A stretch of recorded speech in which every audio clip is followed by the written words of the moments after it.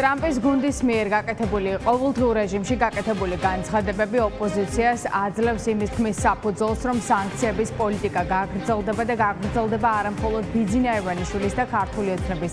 ლიდერების წინააღმდეგ, ეს შეეხება მათ ოჯახის წევრებსაც, ისე როგორც ეს მოხდა პუტინის გარემოცვის შემთხვევაში, როდესაც ამერიკის შეერთებულმა შტატებმა პუტინისა და ლავროვის ოჯახის წევრებს სანქციები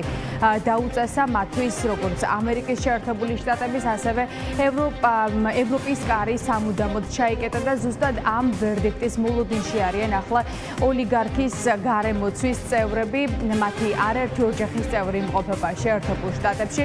და იქიდან გამომდინარე, რომ ტრამპის გუნდი აპირებს დასაჯოს ივანიშვილის რეჟიმი საქართველოში დემოკრატიის განადგურების გამო სანქციები სწორედ მათ ოჯახის წევრებზეც გავრცელდება. ოპოზიცია პირდაპირ ამბობს, რომ სანქციები იქნება გაცილებით მკაცრი და ეს არის ერთადერთი პოლიტიკური მექანიზმი თუ ბერკეტი, რომელიც არის ბაიდენის და ტრამპის ადმინისტრაციის ხელში, რომ აიძულონ სანქცირებული ოლიგარქის რეჟიმი შეწყვიტოს საქართველოს რუსეთის მიმართულებით წაყვანა.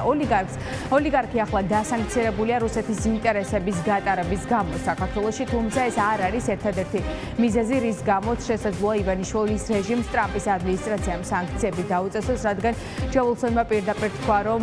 ირანთან, რუსეთთან და ჩინეთის კომუნისტურ პარტიასთან თანამშრომლობას ტრამპის ადმინისტრაცია და პრეზიდენტი ტრამპი არავის აპატიებს და იქიდან გამომდინარე, რომ ქართული ოცნების რეჟიმი აქტიურად თანამშრომლობს და პარტნიორობს ირანთან, მაგალითად დიდი ალბათობით მეორადი სანქციები ამ მიზეზითაც გავრცელდება ქართულ ოცნებაზე. კარგად გვახსოვს, რომ სანამ დაიწყებოდა პუტინის რეჟიმის წარმომადგენლების სანქცირება, ზუსტად ასე იყო პუტინის გარემოცვას. ფაქტიურად ყველა საკუთარი შვილები ყავდათ გაგზავნილი დასავლეთის ქვეყნებში, სასწავლებლად, საცხოვრებლად და როდესაც მათი სანქცირება დაიწყო, ასევე დასანქცირდნენ მათი ოჯახის წევრები და ბევრ მათგანს მოუწია დაეტოვებინა დასავლეთის ქვეყნები, იმიტომ რომ არასასურველი პირები, ანუ პერსონა ნონ გრატა გახდნენ. იმიტომ რომ ლოგიკურია, რომ თუ შენი საქმიანობით ემსახურები დასავლეთისთვის ძირის გამოთხრას და რუსეთის აგრესიულ პოლიტიკას ატარებ, რაც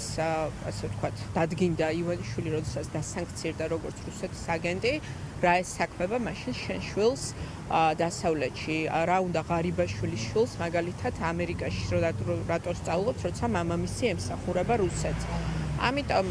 ოჯახის დასანქცირება ეს არის ნაწილი პოლიტიკის და დარწმუნებული ვარ, რომ როგორც ლავროვის და სხვების შვილები იქნან დასანქცირებული, ზუსტად იგივე ბედი ელოდება ქართული წარმომავლობის რუსეთის და პუტინის რეჟიმის აგენტებს, მათი ოჯახის წევრებსაც შეეზღუდება დასავლეთში საქმიანობის შესაძლებლობა. რა თქმა უნდა, მაღალჩინოსნები ისეთი როგორც არის პაპუაშვილი, კობახიძე და სხვები, ესენიც უნდა დასანქცირდნენ და ესენიც ალბათ პირველები არიან დასასანქცირებლების სიაში. ის ადამიანები, ვინც თავის ქვეყანაში დიქტატურა დაამყარეს, მათ შორის იმის ხარჯზე, რომ შეერთებულ შტატებს უწოდებენ გლობალური ომის პარტიას და ღიად თავს ესხმიან და ლანძღავენ საინფორმაციო ველზე, მათი ოჯახები სარგებლობენ იმ სიკეთეებით, რაც არის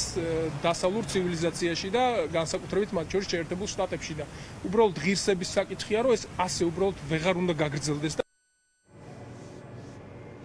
კორუმპირებულების შვილები და მათი ოჯახის წევრები ვეღარ გააგრძელებენ ცხოვრებას შეერთებულ შტატებში და ვერ დატკბებიან იმ სიკეთეებით, რომელსაც შეერთებული შტატები თითოეულ ადამიანს სთავაზობს. ამერიკა უპირველეს ყოვლისა, ეს იყო ჯო ვილსონის ტრამპის ადმინისტრაციის ერთ-ერთი გავლენიანი მაღალჩინოსნის მთავარი გზავნილი ივანიშვილის რეჟიმისთვის და ის აფრთხილებს ივანიშვილის გუნდის წევრებს, რომ ჩამოშორდნენ იმ პოლიტიკას, რომელსაც ივანიშვილი ახორციელებს საკუთარი მოქალაქეების წინააღმდეგ შემთხვევაში იქნება უმძიმესი შედეგები და სანქცირებული აღმოჩნდება ყველა ადამიანი, ვინც მხარს უბამს ივანიშვილს, რომ საქართველოში დიქტატურა დაამყაროს და ქვეყანა რუსეთის ორბიტაზე მოაქციოს.